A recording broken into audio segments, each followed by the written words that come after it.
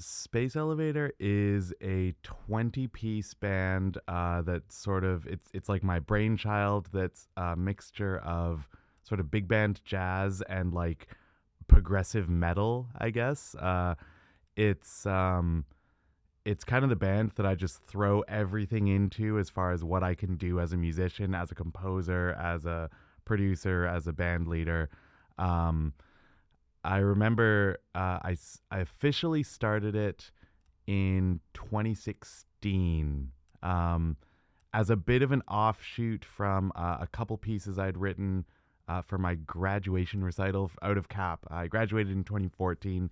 I had a couple pieces that were just for a over-the-top large ensemble because you're in music school and you just have a huge amount of talented people who are willing to put in a bunch of hours into your music and stuff. So I took advantage of that, had a couple pieces for like I think it was a 25-piece band at that point. So I scaled it down when I wanted to do it outside of music school, just to a 20-person band, at the request of a dear friend of mine, Max Lee, who is a great drummer around town. And he basically was telling me, hey man, you've got like 3 pieces for sort of this big band setup. If you just wrote a few more, maybe like 2 or 3 more, you could totally put on a concert of this music. And I said, I don't know, man, that sounds like a lot of work. I don't really want to do that. And he said, no, you should. So I kind of hummed and hawed, and then was sort of tinkering away with a few ideas. And eventually I sort of had enough music together that I said, okay, maybe I should do this. Maybe I should commit to this and put on a big band concert. And I remember it was so much work. And I remember every day, my girlfriend at the time, she would come home and I would have some new fear about this concert that I was working. And the first day I was saying, oh man, what if I put all this work into it and no one shows up? And she says, no, it'll be fine. People are going to show up. And I said, okay. And then, working. Next day she comes home. I say, hey, what if I put all this work into it and people show up to this concert and they hate it? What if the music is too weird? What if no one likes it? And she says, people are going to like it. It's going to be fine. I say, okay, all right. And I'm working.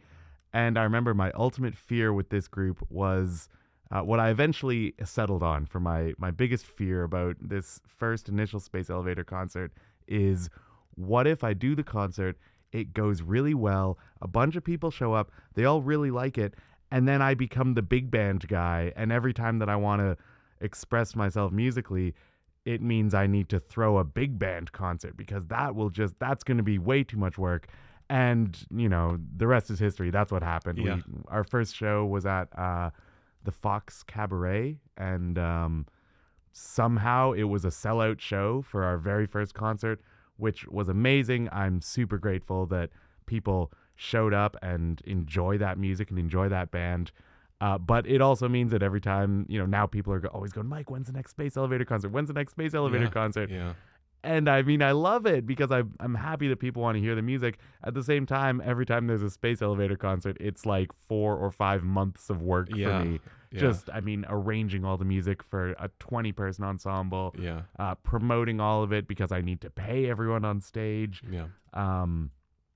It's a bit of a double-edged sword, I think, which is like anything in sort of the freelance world, in the music world, is you're going to have to work if you want it to be worth it. For sure. So I've been working with that band now for a few years. It's just entirely my own compositions and arrangements, and there's no real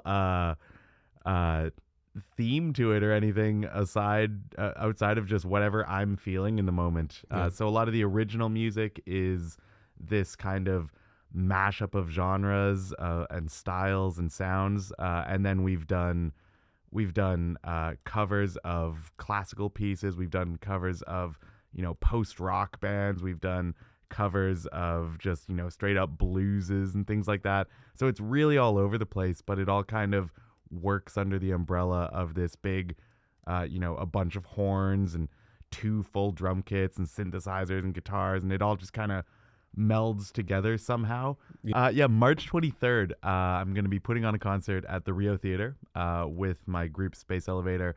And I'm using this concert as almost a celebration of the incredible wealth of music that we have in Vancouver. Sort of going back to what I was talking about earlier, where I would go to these shows as a kid and it would be like a punk band and then a ska band and then a metal band and then a poet and just these weird mashups of styles, which is just a thing that's really exciting to me. And then sort of pairing that with my work as a freelance musician, where I've worked with so many different groups across so many different styles. And I really wanted to sort of take all of that and kind of just shine a light on it. So I'm taking a bunch of music from some of my favorite local artists across a huge variety of styles, and arranging their music to be performed by my group, and then getting the singers and front people of those bands to then come and sing.